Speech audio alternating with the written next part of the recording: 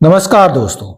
पिछले पार्ट में आपने देखा कैसे खिलाफत मूवमेंट ने हिंदू और मुस्लिम एकता की मजबूत नींव रखी, कैसे आइडिया ऑफ सत्याग्रह ने अहिंसक प्रतिरोध का एक नया रास्ता दिखाया और कैसे रॉलेट एक्ट जैसे काले कानून और जलियांवाला बाग हत्याकांड जैसी घटना ने पूरे भारत को झकझोर कर रख दिया। अब सवाल उठता है, क्या भारत इन अत्याचारों को चुपचाप सहन करता रहेगा? क्या अंग्रेजों के खिलाफ अब कोई बड़ा कदम उठाने का समय नहीं आ गया था? यही वह क्षण था जब महात्मा गांधी ने भारत के स्वतंत्रता संघर्ष को एक जन आंदोलन का रूप देने का निश्चय किया और जन्म हुआ नॉन कॉपरेशन मूवमेंट का। 1919 से 1920 के भारत की स्थिति बिल्कुल उथल पुथल में थी। एक तरफ खिलाफत मूवमेंट के कारण मुस्लिम समाज नाराज था, तो दूसरी तरफ जलियांवाला बाग हत्याकांड ने पूरे देश को हिला कर रख दिया था। गांधी जी को लगा कि अब समय आ गया है अंग्रेजों की सत्ता को सहयोग देना बंद करने का। उन्होंने कहा, अगर सरकार न्याय नहीं करती तो जनता को यह अधिकार है कि वह उसके साथ सहयोग न करे। यही विचार नॉन कॉपरेशन मूवमेंट की आत्मा बन गया। आंदोलन की घोषणा सितंबर 1920 में कांग्रेस सेशन कोलकाता अधिवेशन में गांधी जी ने प्रस्ताव रखा ब्रिटिश सरकार के साथ सहयोग समाप्त करने का। कई नेता जैसे CR दास, मोतीलाल नेहरू, एनी बेसेंट इस विचार से सहमत नहीं थे। उन्हें डर था कि आंदोलन हिंसक न हो जाए, लेकिन जनता का जोश देखकर कांग्रेस ने गांधी जी के प्रस्ताव को स्वीकार कर लिया। इस तरह जनवरी 1921 में नॉन कॉपरेशन मूवमेंट औपचारिक रूप से शुरू हुआ। गांधी जी ने देशवासियों से 4 मुख्य बातें कही। सरकारी स्कूलों और कॉलेजों से बहिष्कार करो, सरकारी नौकरियों से त्याग पत्र दो, विदेशी वस्त्रों और सामानों का बहिष्कार करो, अंग्रेजों के सम्मान के प्रतीक पदक और उपाधियां लौटा दो। उन्होंने कहा, सहयोग का अर्थ है उनकी ताकत को बढ़ाना और असहयोग का अर्थ है उन्हें कमजोर करना। जनता की प्रतिक्रिया, पूरा देश जैसे इस आंदोलन की प्रतीक्षा में था। विद्यार्थियों ने सरकारी स्कूलों से नाम वापस ले लिए, शिक्षकों ने नौकरी छोड़ी, वकीलों ने अदालतों में जाना बंद कर दिया। कई जगहों पर फॉरेन क्लोथ्स की होली जलाई गई। बाजारों में खादी और स्वदेशी गुड्स की मांग बढ़ने लगी। गांव-गांव में चरखा घूमने लगा। हर धागा आजादी का प्रतीक बन गया। ग्रामीण भारत की भूमिका, गांव में यह आंदोलन राजनीतिक नहीं बल्कि भावनात्मक बन गया था। किसानों ने लगान देने से मना कर दिया, मजदूरों ने कारखानों में हड़ताल की, महिलाओं ने विदेशी कपड़ों का त्याग किया। भारत के आम नागरिकों ने महसूस किया, हम भी अंग्रेजों के खिलाफ कुछ कर सकते हैं। यही एहसास नॉन कॉपरेशन मूवमेंट की सबसे बड़ी सफलता थी। शिक्षण संस्थानों का बहिष्कार, अलीगढ़, बनारस, कलकत्ता जैसे बड़े विश्वविद्यालयों के हजारों विद्यार्थी बाहर आ गए। वहीं गांधी जी ने कहा, अगर सरकार के स्कूल अंग्रेजी राज के विचार सिखाते हैं तो हमें अपने स्कूल खुद बनाने होंगे। इससे शुरू हुई राष्ट्रीय शिक्षा संस्थानों की स्थापना, जैसे काशी विद्यापीठ, जामिया मिलिया इस्लामिया और गुजरात विद्यापीठ।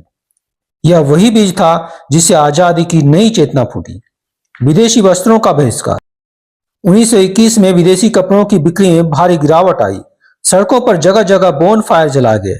लोगों ने कहा, हम अपने हाथों से कपड़ा बनाएंगे और अपने देश का भविष्य भी। खादी सिर्फ कपड़ा नहीं बल्कि स्वाभिमान का प्रतीक बन गया। आंदोलन का फैलाव, यह आंदोलन सिर्फ शहरों तक सीमित नहीं रहा। गांवों में किसानों ने अंग्रेज अधिकारियों को टैक्स देने से इनकार किया। कुछ जगहों पर किसानों ने जमींदारों के खिलाफ भी आवाज उठाई। कामगारों की हड़तालें बढ़ने लगी। 1921 में लगभग 396 हड़तालें हुई, जिनमें लाखों मजदूर शामिल हुए। धार्मिक एकता की मिसाल, नॉन कॉपरेशन मूवमेंट की सबसे खूबसूरत बात थी हिंदू मुस्लिम यूनिटी।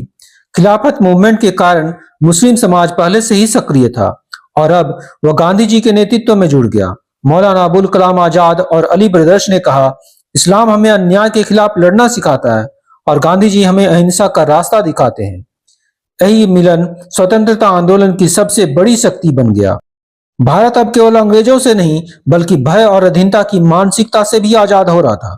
हर व्यक्ति अपने अंदर एक गांधी, एक सत्याग्रही महसूस कर रहा था। हर वर्ग, हर धर्म, हर शहर और हर गांव में बस एक ही गूंज थी, आजादी। लेकिन इतिहास साक्षी है, हर आंदोलन के साथ एक परीक्षा भी आती है और नॉन कॉपरेशन मूवमेंट की असली परीक्षा अब आने ही वाली थी। आंदोलन की चरम स्थिति, 1921 तक यह आंदोलन अपने शिखर तक पहुंच चुका था।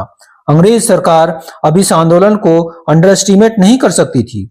सड़क से लेकर संसद तक, अदालत से लेकर कॉलेज तक, हर जगह एक ही नारा गूंज रहा था, स्वराज, सेल्फ रूल।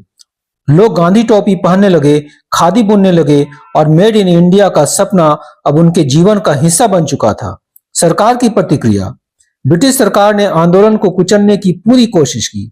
हजारों सत्याग्रहियों को जेल में डाल दिया गया, प्रेस पर सेंसरशिप लगा दी गई, अखबार बंद कर दिए गए, लेकिन जनता का जोश अब कम नहीं हुआ।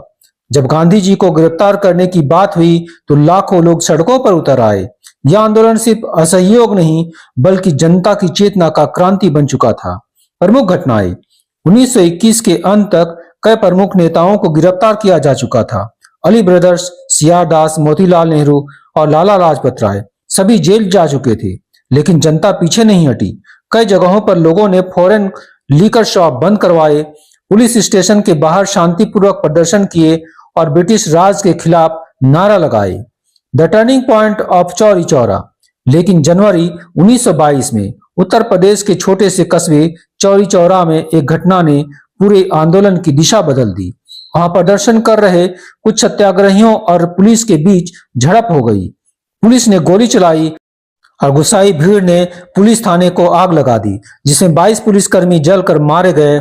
यह खबर जैसे ही गांधी जी तक पहुंची, उनका दिल टूट गया। गांधी जी ने कहा, असहयोग का अर्थ हिंसा नहीं। अगर व्यक्ति हिंसा करता है तो यह सत्याग्रह नहीं रह जाता। उन्होंने तुरंत घोषणा की नॉन कॉपरेशन मूवमेंट को स्थगित करने का। यह निर्णय पूरे देश के लिए जैसे बिजली गिरने जैसा था। लोग स्तब्ध रह गए। जिन्होंने सब कुछ दांव पर लगा दिया था, उनके हाथ अब खाली थे। कई नेताओं ने गांधी जी के इस फैसले का विरोध किया।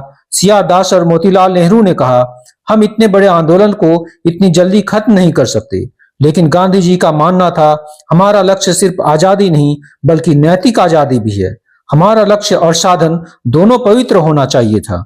इस तरह हम देखते हैं कि भले ही यह आंदोलन अधूरा रह गया, लेकिन इसने एक नए युग की शुरुआत की, जहां भारत ने सीखा कि अहिंसा ही सबसे बड़ी शक्ति है। यह आंदोलन एक बीज था जिसे आगे चलकर सिविल डिसओबीडियंस मूवमेंट और क्विट इंडिया जैसे वृक्ष पनपे।